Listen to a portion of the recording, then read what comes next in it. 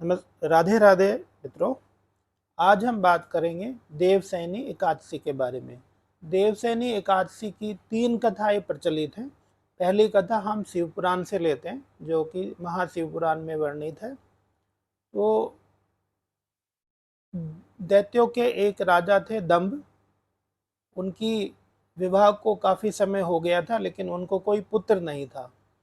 तो उन्होंने अपने गुरु शुक्राचार्य को गुरु बनाकर भगवान श्री कृष्ण के मंत्र का जाप किया और तप किया काफ़ी वर्षों तक पुष्कर के सरोवर में।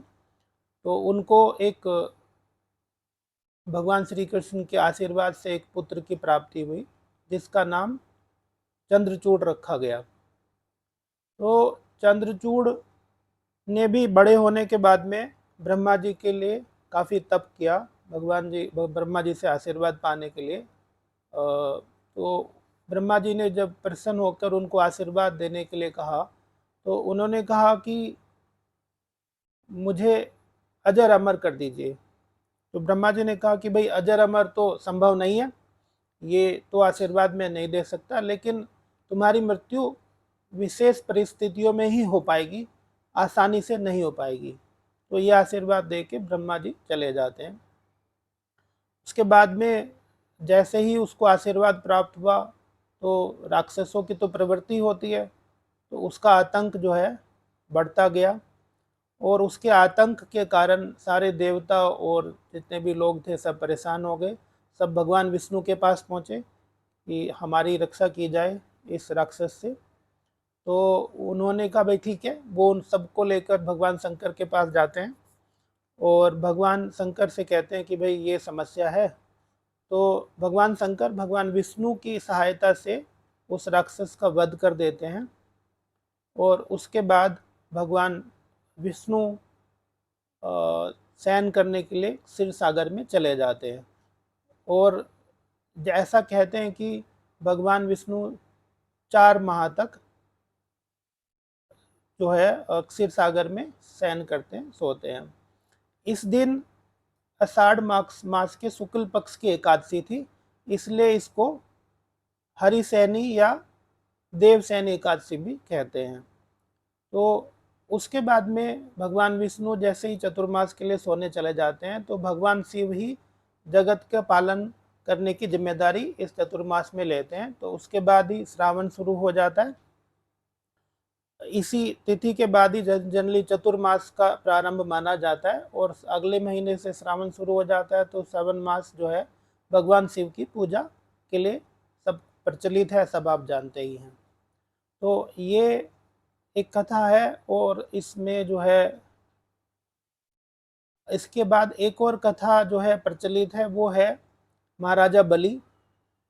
महाराजा बलि काफ़ी महान राक्षस थे, जिनका राज्य बहुत दूर दूर तक फैला हुआ था।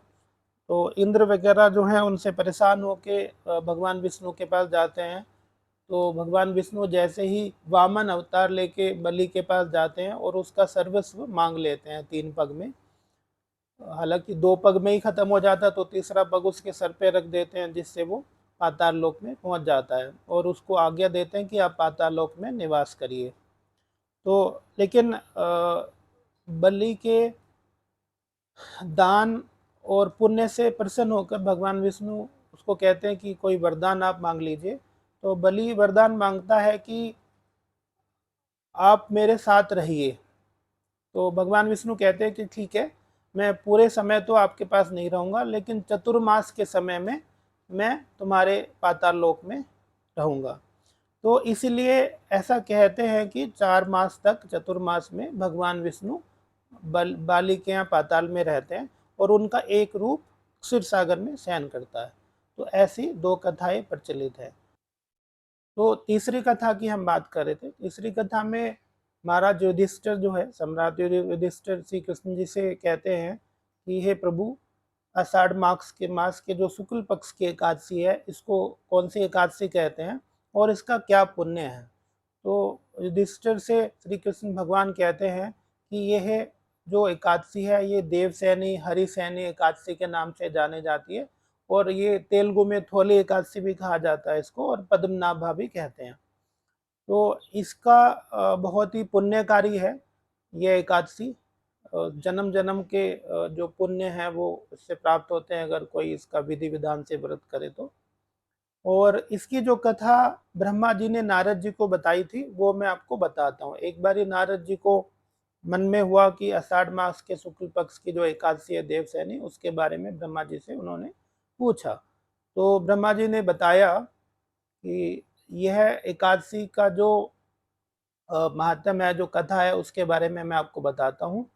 सतयुग में मानधाता नाम के एक सम्राट थे जो बहुत ही धर्मपरायण थे, और उनके राज्य में सभी प्रजा बहुत सुखी थी। लेकिन कल क्या हो जाए किसी को कुछ पता नहीं होता। तो आने वाले समय में उनके राज्य में 3 वर्षों तक कोई वर्षा नहीं हुई, और जैसे वर्षा नहीं हुई, संकट के समय में लोगों ने धर्म भी छोड़ दिया, क्योंकि संकट में आदमी को संकट ही दिखाई देता है, प्रजा को। तो प्रजा कब जब काफी दुखी होगी, कुछ समझ में नहीं आया, तो सम्राट के पास गई कि प्रभु इससे हमारा बचाइए, इस संकट से हमारी रक्षा कीजिए। सम्राट पहले से ही दुखी थे, तो उन्होंने कहा ठीक है। तो वो अपनी सेना सहित इसका जो उपाय करने के लिए जंगल की तरफ, वन में चले गए। वहां पर जैसे ही वो विचरण कर रहे थे, कुछ देर विचरण करने के बाद उनको ब्रह्मा जी के पुत्र अंगिरा ऋषि से उनका मुलाकात हुई। उन्होंने उनको नमस्कार किया। तो ऋषि ने उनको आशीर्वाद देने के उपरांत पूछा कि भाई कैसे आना हुआ और कैसे जंगल में घूम रहे हो। तो महाराज ने बताया कि प्रभु ऐसी ऐसी बात है, मेरे राज्य में 3 वर्षों से वर्षा नहीं हो रही और सभी लोग दुखी हैं, अन्न भी सब समाप्त हो रहा है, जल भी सब समाप्त हो रहा है, तो बड़ी समस्या है, विकट समस्या है, तो इसका कोई उपाय बताइए। तो महर्षि अंगिरा ने अपने तपोबल से देखा और बताया कि भाई ये जो है सतयुग है, जो सभी युगों में उत्तम युग होता है। इसमें धर्म अपने चारों चरणों पे चलता है, चारों पैरों पे चलता है। तो इसमें छोटा सा भी अधर्म अगर हो जाए तो उससे बड़ा हानि हो सकती है।